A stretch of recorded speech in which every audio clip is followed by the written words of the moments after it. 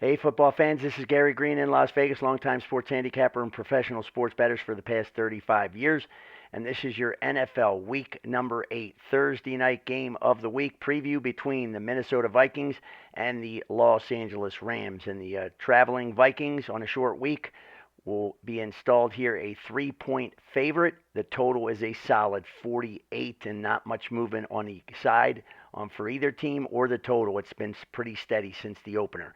Good news for the Rams is that they will get back Cooper Kupp, their sensational wide receiver, and they need him more than any team needs a solid guy to come back because this Rams offense has been absolutely dormant without him, and then, of course, Puka Nacua as well. Very hard to overcome losses like that, and we've seen a lot of teams overcome it. Now the Tampa Bay Buccaneers will have to overcome it. It's just difficult.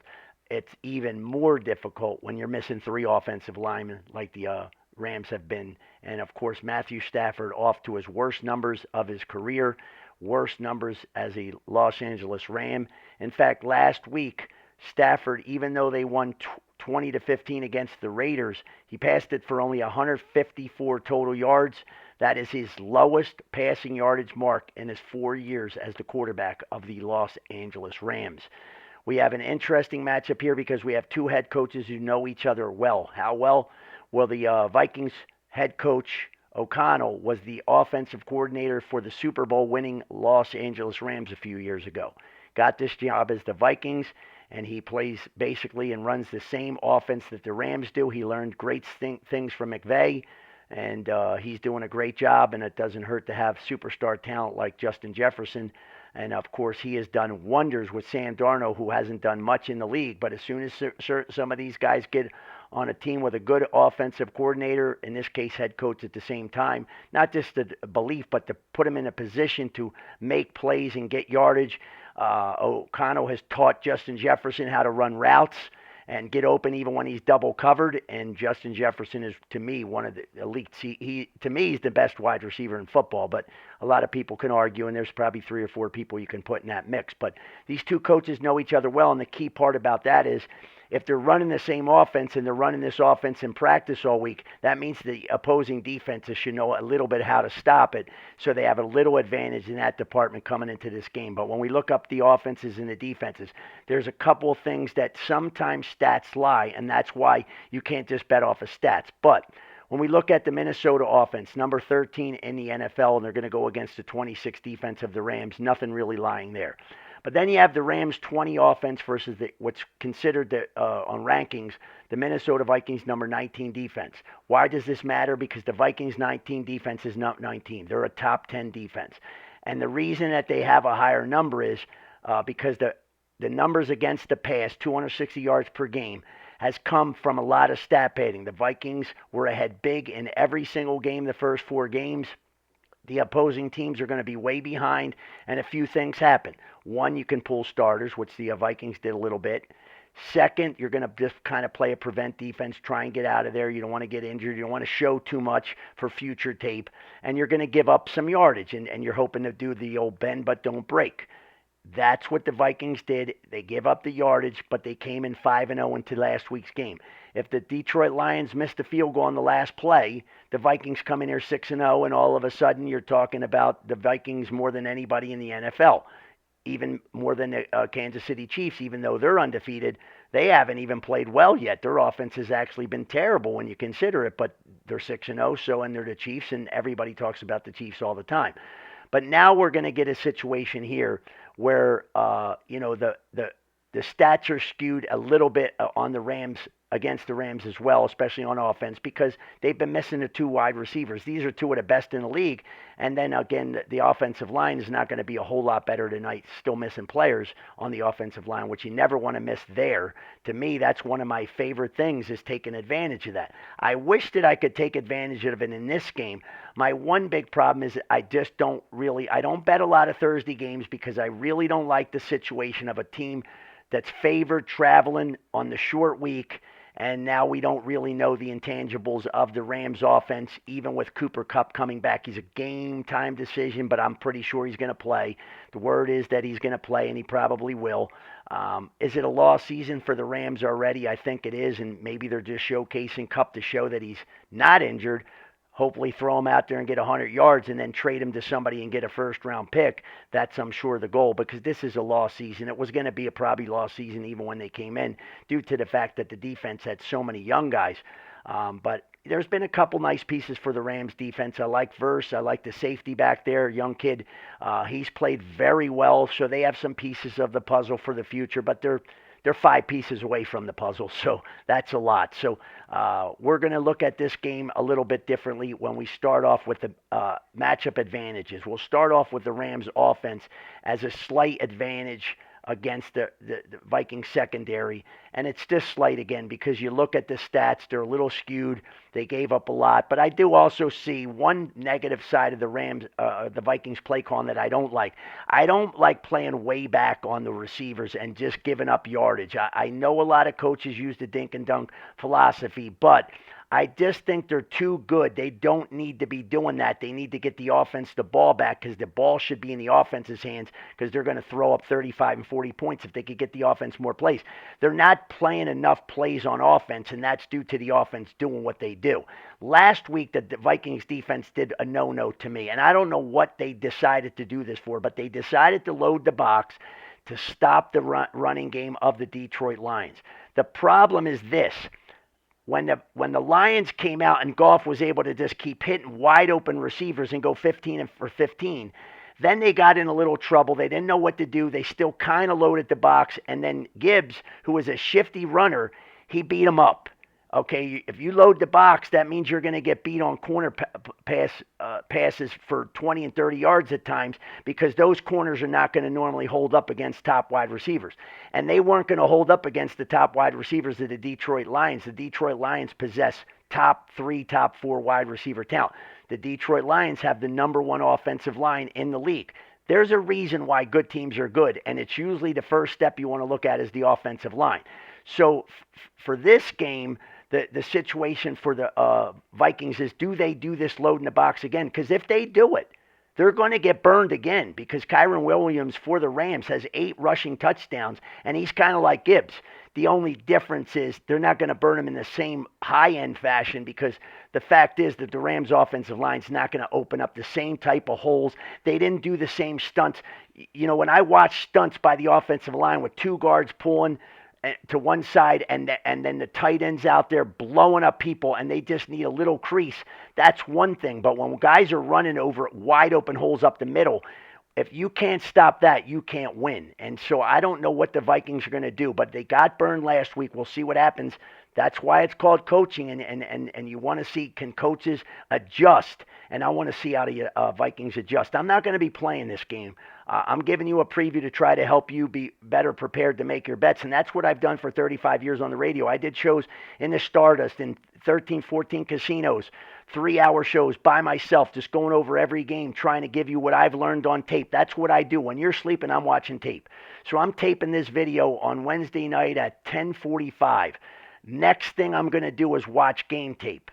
That's what I do, and it's a lot of game tape, and I'm trying to sneak in prep for college basketball. It's going to start next week, which is my favorite sport to bet. It's a lot of work to do, but 16, 17-hour days is the way it is. But I'm trying to relay you, in case you don't have the time to do the homework, I'm going to at least give you some reasons of pros and cons for both sides, and then you make a decision. I know most people have to bet Thursday game. What are you going to do, watch the game without betting it? I can do it because I'm watching the game because it's saving me the trouble. That's the one game I don't have to watch the tape on because I didn't have any distractions while that game was going on. So when we look at the next advantage, it's a huge advantage to the Minnesota Vikings side. And that's because the Vikings defense this year, and again, if you look at the ranking, it's skewed because of the passing that they're giving up on padded stats, Kirk Cousins stats. They have 24 sacks and they have 11 interceptions. So they're a ball-hawking defense, number 1 in the league in interceptions. But what I really like about the Vikings defense is the reason that they stop the run so well is the defensive tackles, when the safeties are up there, even the cornerbacks when they're up, and they have to make tackles, everybody makes that tackle for the most part up until last week. and they got burned last week because the Lions had the offensive talent on the wings to go down the field, and they were playing. They knew they were loading up there, so they don't want to get burned for a big play. They were given too much separation, and the separation was helping Goff pick off pass after pass. Goff started the game 15 for 15. He finished another game 18 for 18. So I don't really look down too badly when a guy that's doing the best at his position exploits you, because that's just a rare occurrence. That next week, that guy's not going to be the best in the league, or probably not even top 5. In this case, Matthew Stafford is a good quarterback, but he doesn't have the situation in his advantage this year. It's very bad. So you have 17 times sacked Stafford. He's a very sharp guy to be able to pick up stuff at the line of scrimmage. He's been able to throw the ball away. He could have been sacked 25 times by now, and that would be a disaster, because if you're sacked 17, that's bad, but 25 would be worse. That's what's going to happen when you have no offensive lineman, and they don't even have to worry because you have no wide receiver. You're missing your top 2. And it's not like the number 3 wide receivers are growing on trees as superstars. One will come out of the cracks and become a superstar like Nakua did last year, but it's a rare occurrence. So getting Cooper back is going to be a big help, because Stafford, without Cooper for 4 weeks, 1 touchdown pass. He's only got 3 all year, so he only got 2 with the Cooper out there. But it's still a big advantage to have Cooper back on the field. The last one is that the wide receiver for Jefferson. Now, I don't play prop bets, but if I was a prop player, and I don't even know what the prop is, the Vikings wide receiver Justin Jefferson, who I believe is number 1 in the league, he's only got one 100-yard game this year. This kid's chomping at the bit. I love this kid, and the reason I love him because he's a worker and he's humble. And when he came to the Vikings, or when O'Connell came to the Vikings, he said, "How in the world does Kupp get open all the time?" And the reason Kupp got open all the time is because of the schemes that O'Connell put him in. I like the fact that that now Justin Jefferson has learned how to beat double and even triple coverage. You can see it on the tape. He runs precise routes. He had a new quarterback this year with Darno, but now he's got 6 games. They got a rapport now. They know where they're going to be. Darno was not a great quarterback coming into this year. All of a sudden he is. Why? He has the talent, but he has the great play calling, and the play calling is helping him. I think that this wide receiver core for the Vikings is the most underrated in the league, because all we hear is Justin Jefferson. 16 yards per catch is fantastic. The other 2, number 2 and 3 receivers for the Vikings are averaging over 17.5 yards per catch. So this unit makes big play after big play after, and that's demoralizing to an opposing defense. They're going to go against the Rams secondary that, to me, is not even in the top 5. They're one of the worst in the league. So I expect this is the game Justin Jefferson goes for 125, if not more, and two touchdown catches. Let's look at some other notes. This is a good bad. Darnell returns to L.A. He went to college at USC, played high school football in Orange County. The good of that is he's going to know the surroundings. He's going to feel good about the area. The downside is he's going to have 900 people at the game. Everybody's going to be asking for the ticket. And the fact that the Rams don't really do great with fans, the Chargers don't do good with the fans, the Raiders don't do good because the opposing teams could go to a beautiful place and get some good weather, and they buy up all the tickets, they steal them all, and they end up being and the Vikings tomorrow they're actually the home team. They will have more fans at this game, I believe, than the Rams will. So that's what things you have to take into consideration. Now, you also look at over the years, and I'm not a big trend guy, but there are certain situations that are trends, like Andy Reid. You give Andy Reid 2 weeks to prepare, or a whole year off season to prepare, and the guy's like 90% wins. Why? Because he's a genius, and he has more time to figure out things, and he's got more time to burn. Well, McVay is kind of like that. He's a savant on the offensive play calling. And the fact is he's 6-2 on Thursday night games. One of them was a 1-point loss. So he has been able to take advantage of teams on the short week that maybe the other teams, again, a lot of coaches are not that good in this league. There's more bad coaches than there are great coaches, that's for sure. That's why 6, 7, 8 get fired every year. The last thing that I would say is the Rams defense has allowed 24 points in every game until they played the Sisters of the Poor and the Oakland Raiders offense or Las Vegas Raiders. And so last week is the first time they didn't give up 24 points. I'd be stunned if you don't see 24 points out of the Vikings tomorrow night. And then, of course, the Viking situation where they led the entire year, if they can jump out ahead of this Rams team, it's just going to be so much more difficult if the Rams have to lose that run game as their only wild card in this game. And so the key is the early start, the first quarter. The Rams have to hang in there. If they can hang in there for a quarter, I think they have a little chance to hang in there. But again, I still wouldn't want to be betting. My theory in betting is you don't want to bet on damaged goods. For the most part, that's where we can classify the Rams. They're damaged goods, so be careful there. But again, they're at home and they're catching the team in the right situation where they're the home team and the other team's the traveler. The tape don't lie, and the tape don't lie when you look at last week. The Mike, who calls the plays guy for the Vikings defense, first time he missed a game, Cashman, what happened? They finally had a really bad game on defense. But again, they were going against the Detroit Lions, so that was the worst game for him to miss.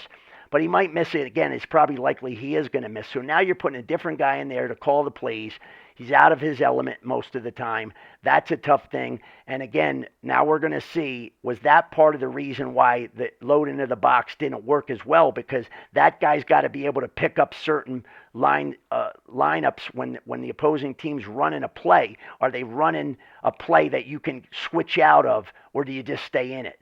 It's a tough job, and a mic job is the toughest job in football. Just like the quarterback of the offense has that sticker on his helmet, so does the mic. So we'll see what happens there.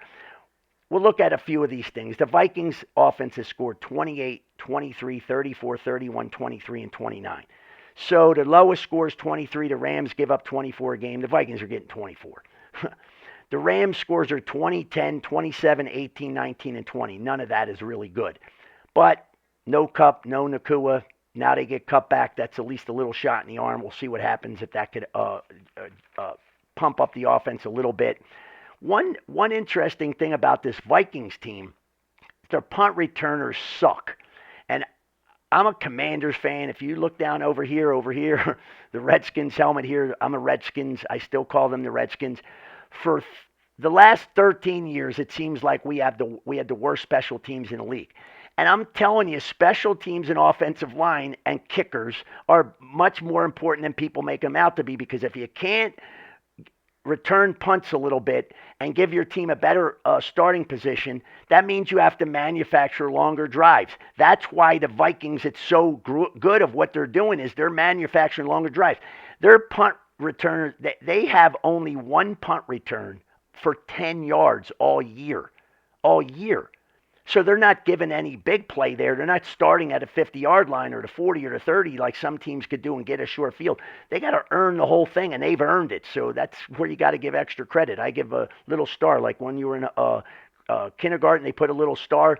I put the little star in my head and say that's a weakness that could help the Rams a little bit because their defense isn't too good. The Rams, though, they're 2-4. But this has been coaching, and if you watch coaches on the sidelines, some of them stand there, the Miami Dolphins guy looks like he's on drugs or something. He's just standing there. He's always looking at the book like he's stunned. McVay is into the game. His team's 2-4. This guy's fiery. He's into the game. Well, guess what? They only had one game decided by 6 points or less. One. So they're in these games. That's big if you're getting 3 points, because you're assuming that you're taking value with 3. The 3 is actually a bigger number of value-wise because you're going to get a team that's not losing by more than a touchdown. They're one score away from winning more games. And they're one score away winning more games with no talent at wide receiver and 3 offensive linemen down. So it means coaching is what got there. They were doing a great job, and I think that the defense for the Rams has gotten a little better the last couple weeks. They lost their best player, Donald, who was the MVP for like 50 years in a row. You just don't replace that, folks. That's big. But I like to see that, because down the road, if the Rams end up winning a few games and don't trade anybody, and I know McVay doesn't want to trade anybody, he doesn't want to start back over. He definitely doesn't want to trade Stafford and Kupp, but things happen in the league, and if you decide to pull the plug, that'll be the end of it. It won't matter that the defense is going to get better; they're going to get worse the rest of the way, and I'm never going to be able to really learn how much progress that they're making. So. The good news, like I said, is getting cut back will give a little fire, ignite a little fire under the Rams offense. That'll help Stafford. Again, the pass defense for the Vikings playing a little soft. If they can get some things going, get a little gelling going, they can, get some rhythm. Everything in sports is rhythm, but especially on football, and especially with quarterback and the receivers, and with Cup being back for the first time. That's the feel-out game. The problem is this the feel-out game where he only plays one and then he gets traded to another team. So they'll play the bend but don't break defense. The Vikings will here again, I'm sure, because I'm sure they're going to figure in their minds they can outscore the Lions, not the Lions, the Rams. I think for the Rams to win, they have to be +2 in turnovers, not even one, +2. A lot of games are decided that if you're just in the plus category of turnovers, you're going to win. In this case, I think the Rams need +2. But again, bet at your own peril. It's going to be a good game. I think the line and the game's going to be close. And I think the Vikings are going to come out. If you put a gun to my head and said you have to make a pick, if I was in a contest or something, it would be easy. I would have to take the Vikings, and more because I think that Justin Jefferson is going to be the guy that's the guy and has that monster game here tomorrow night. So enjoy the game. Check out all my other videos here at Gary Wins, and may all your wagers be winning on the upcoming weekend. Check out more videos as I preview all the big top games, including the Sunday night NFL game and the Monday night NFL games. And I have destroyed the NFL for the last dozen years or so, and I will continue to keep destroying it because I'm totally dialed in. And all the work that I do watching these tapes late at night is all paying off, and it's paid off it's paid off for 35 years, but I don't even have to watch tapes a second time for college basketball, but I got to watch it in football. And then, of course, you got to watch the all-important injury reports, and that's what's so hard to give out predictions early in the week. I did my magazine and gave away 10 picks a week for 7 years in the casino.